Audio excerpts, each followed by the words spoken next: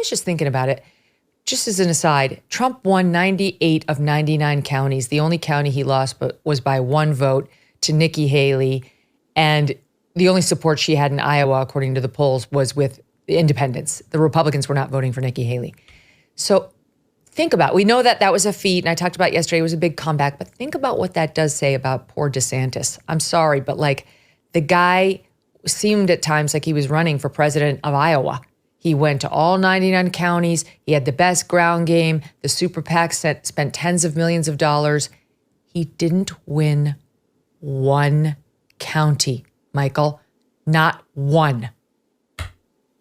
Everyone's going to be playing the blame game. The DeSantis campaign is doing that a little bit now. And the potential culprits are the media. You heard Governor DeSantis say the other day that Donald Trump had a Praetorian Guard of conservative media defending him. I don't think that's accurate. I think in the early days of the DeSantis campaign, I think the conservative media were overwhelmingly in support of his candidacy. I think Fox gave him a lot of boosts. People over at The Blaze gave him a lot of boosts. The majority of my colleagues outright, early and emphatically endorsed Governor DeSantis. And a lot of other people in the conservative media did as well. So perhaps some of that support leveled out over time. I myself don't make endorsements as a general rule in primary campaigns. I think I might be the last man in America who still really likes Donald Trump and really likes Ron DeSantis. But it just seems to me, certainly, look, there might be a fair number of people who think he did a good job in Florida, he could have a great political career ahead of him, but Trump is the guy now, that it's something of a fait accompli. And so I don't think you can blame the media. People are going to blame DeSantis and say he's a bad candidate. I think he's a pretty good candidate. Is he a little bit stiff? Is he quite as fluent and conversational and funny as Trump? No, he's not. But I think he's actually a very good candidate. I think he's a varsity politician. People are going to blame the campaign. The campaign made a bunch of mistakes. But I don't even think it was a really bad campaign.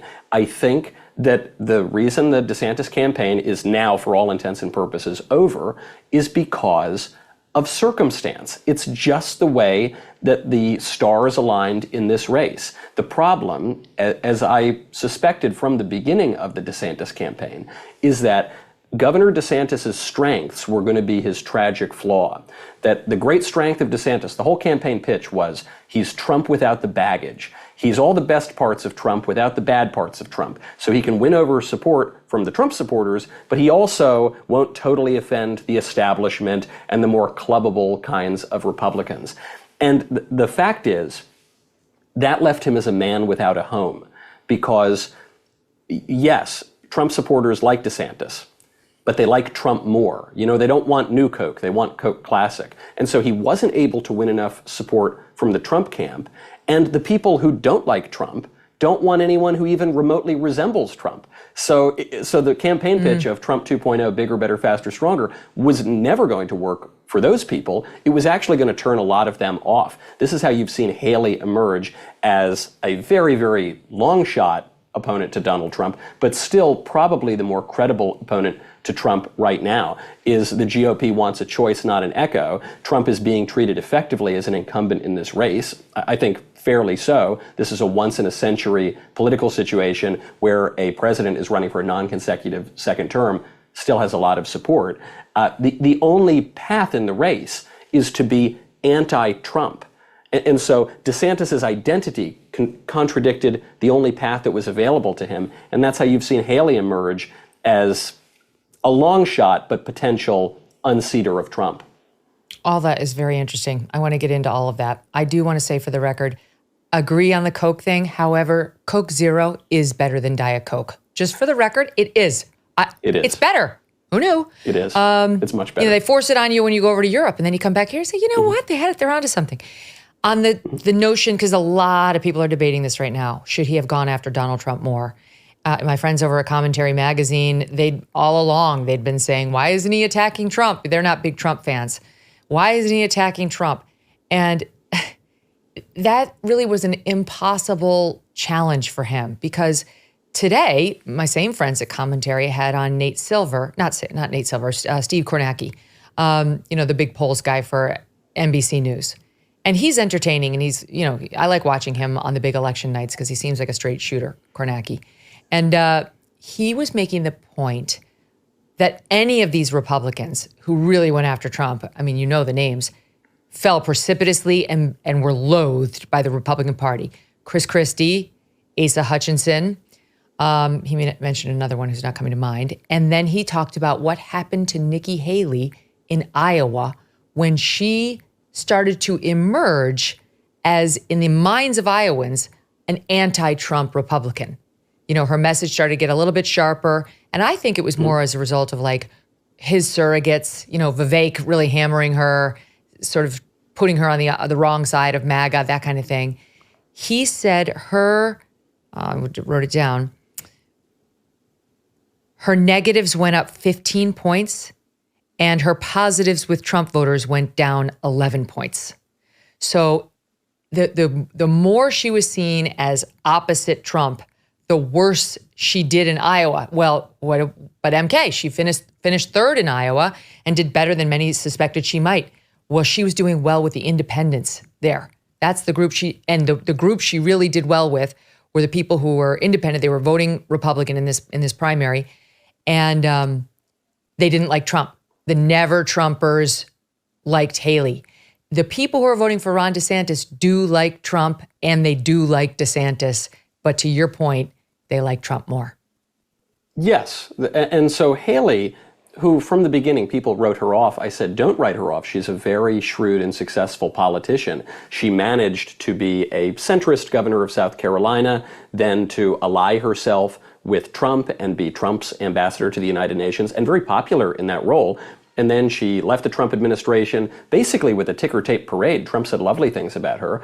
And then she turned on Trump. And then she said she wouldn't run if Trump were to run again. And then she did run if Trump were to run again. But through all of that, she's managed to make it down to the final three candidates. And since there's now no path whatsoever to victory for the DeSantis campaign, one might even say she's down to the final two. So she's run a very good race to become the number two person.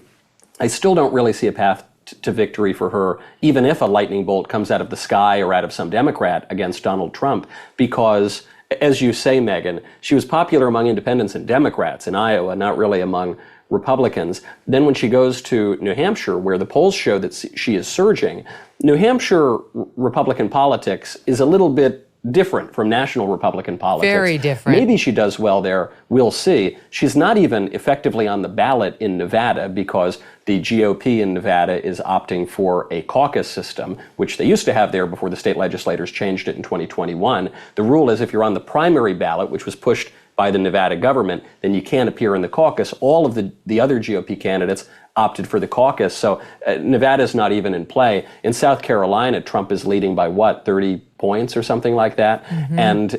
And then in Michigan, Trump is way, way ahead. That's all before Super Tuesday. So it's just impossible to see how this works for anyone. Probably Nikki Haley's game is to try to make a credible showing in New Hampshire, kick DeSantis out of the race, assuming that DeSantis has to get out before Florida so he doesn't suffer a humiliating defeat in his own state, and then try to gobble up enough delegates that she can have a little bit of leverage at the convention. Probably can't pull a George H.W. Bush in 1980, probably doesn't have enough support to say, let's unify the party and I'll be the VP, but she might be able to ask for something in the administration. But other than that, this whole primary seems to be an exercise in futility. True or false? Using your tax refund to pay off credit card debt is smart. False. DoneWithDebt.com published a strategy designed to let you keep your hard-earned tax refund and reduce or eliminate credit card debt. Most Americans owe thousands in credit card debt that will take years to pay off, if at all. It's stressful. I get it. Done with Debt found that filing bankruptcy is usually not the answer, and taking out loans to pay off credit cards can increase debt. In fact, they say it usually does. When you engage Done with Debt, their legal experts and skilled negotiators will take on the credit card companies for you. Their winning strategies are designed with one goal: solve your debt situation quickly and permanently. First things first, chat with a Done with Debt strategist and explore your solutions. Some debt-fighting strategies are time-sensitive, so you're going to need to move quickly. For a free consultation, visit donewithdebt.com. That's donewithdebt.com. Hey, thanks so much for watching. If you like what you just saw, hit the subscribe button for more clips and full episodes.